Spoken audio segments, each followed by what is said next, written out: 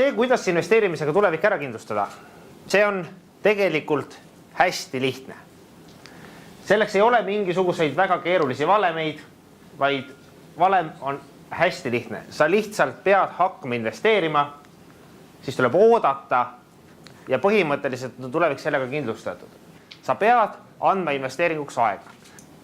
Mis toimub meil näiteks Tallinna börs korraldab iga aasta investeerimismesse, korraldatakse niisugust üritust, kus investorid saavad ettevõtte juhtidega kohtuda, neid tundma õppida, investeerimist õppida, siis kõik need Tallinna börsi üritused, mis on äärmiselt tänuväärsed, enamasti nad meelitavad kohale pool nii palju inimesi, kui täna siin on. Ja seal on kõvasti aega pandud, kõvasti raha pandud ja kõvasti esinaid kutsutud. Ehk siis millegi pärast ei ole meil seda harjumust. Kui me vaatame samas, mis toimub Rootsis, mis toimub Soomes, siis seal on investeerimismessid on ühed kõige populaarsemad messid üldse. Nad on populaarsemad kui meie Motorex või ilumess. Keskmine Rootsi pensionär, ma arvan, teab investeerimisest rohkem kui meil keskmine pangaametnik. Et ma ei hakka Ameerikast üldse rääkimagi, kus investeerimine on midagi, mis tuleb nagu täiesti loomulikuna inimeste jaoks sisse, et see on see, mida ma pean tegema, et oma tulevik oleks kindlustatud. Enamik meist investeerib siin tänu kohustusliku pensionifondile, aga ma arvan, et see raha, mis sealt hakkab kunagi tulema, ei ole päris rahuldav selleks, et elada nii, nagu tahaks. Investeerimise kohta levib ikkagi hästi palju müüte. Levib see müüt, et see on mingitele rikastele friikidele, mis on vale. Levib see müüt, et see on keeruline, mis on vale. Levib see müüt, et see võtab palju aega. See ei võta palju aega sult iga päev. Pane lihtsalt natukene raha kõrvale, ongi kõik 30 aasta pärast on raha olemas. Et kõik need on müüdid, mis on võrdlemisi visad kaduma. Et kui me vaatame telekast näed mingit rikast inimest, alla ilmub, et on investor, siis sa mõtled, et investeerimine on rikaste jaoks. Tegelikult ongi investeerides rikkaks saanud. Ta ei olnud enne seda rikas. Ja kõik see on see, millega tuleb mõelda ja millega tuleb fail fast, fail first, fail fast ja fail forward. Et see tähendab sisuliselt seda, et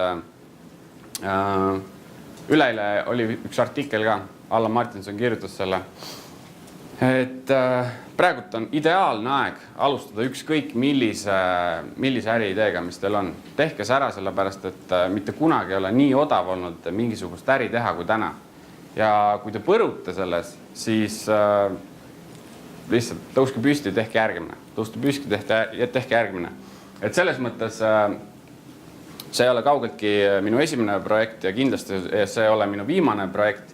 Ma olen täiesti mudas ära käinud ja väga raske on tegelikult tulla ära töölt ja hakata nii-öelda ettevõtjaks. See on üldse muidugi eraldi teema, aga ei saa öelda nii, et see on mingi meelakkumine või et muidugi, et hakka ettevõtjaks. Selles mõttes, et see peab olema ikkagi, sa lõikad ära omal kõik kindlad sissetulekud.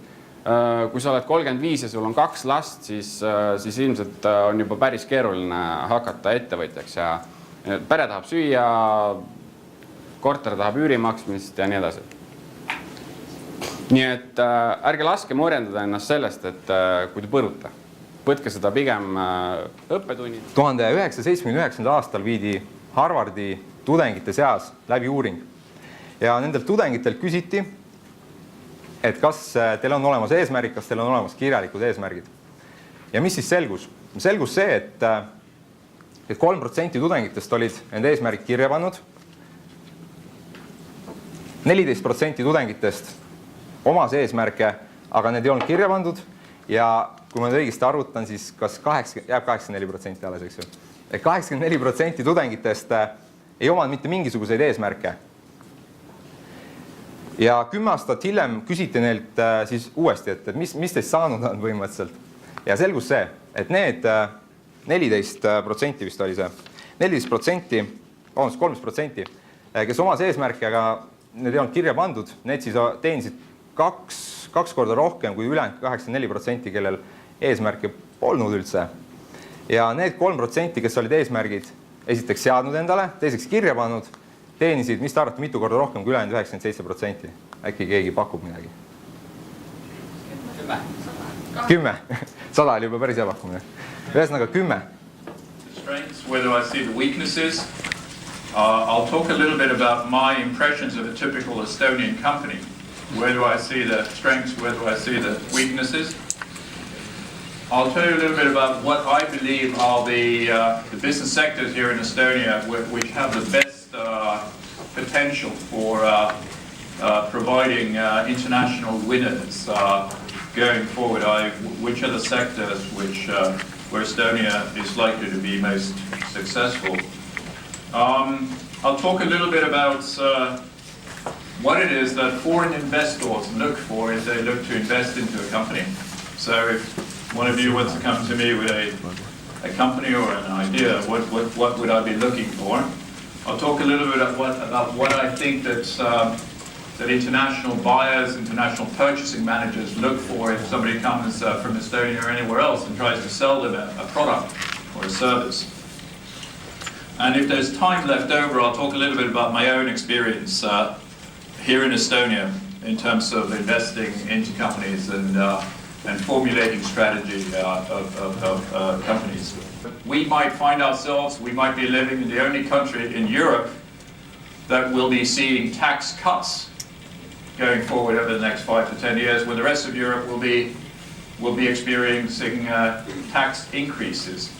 Somehow it's everybody wants to be, a purchasing manager or a financial manager or a chief engineer or whatever. Nobody wants to be a salesperson who goes out and sells the products that the company is producing. The problem here, of course, is that you can produce very good products, but if you don't know how to sell them, you'll go absolutely nowhere. And at the end of the day, you'll get some smart businessman from abroad who maybe catches on to the fact that you have a good product and buys the company and makes all the money from it because he or she then latches on the sales skills and marketing skills to what is otherwise a good product. I always, I like making the points about, or illustrating this point using the example of Skype. Skype is something that Estonians are extremely proud of, and it's in Estonia it's normally viewed as an Estonian company, and of course its software development has taken place and is taking place primarily in Estonia.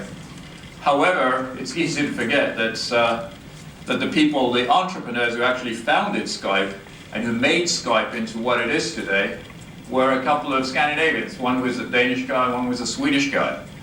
They ended up owning, I think, before they sold out to PayPal, they owned well over 90% of the company, if I remember correctly. So the software engineers here in Estonia had, less than 10% of the company. They still did very well out of it because it was sold for a lot of money. But the point here is that the sort of the marketing, the sales drive behind this company, the strategic thinking behind this company, came from foreign business people. I hope that in the future we will see examples of companies that have international success. Estonian business people will have what it takes to be more like the guys who actually founded Skype, rather than simply be the software engineers who did an excellent, fantastic job in helping to, create the product that these other guys sort of dreamt up. I watched last night, as it happens, I watched Social Network, or whatever it's called, the story of how Facebook was founded. And, it's just interesting to see how in America, everybody's focused on ideas, on sales, on, how to grow things and how to create ideas that you can sell. I think we need more of that here in Estonia.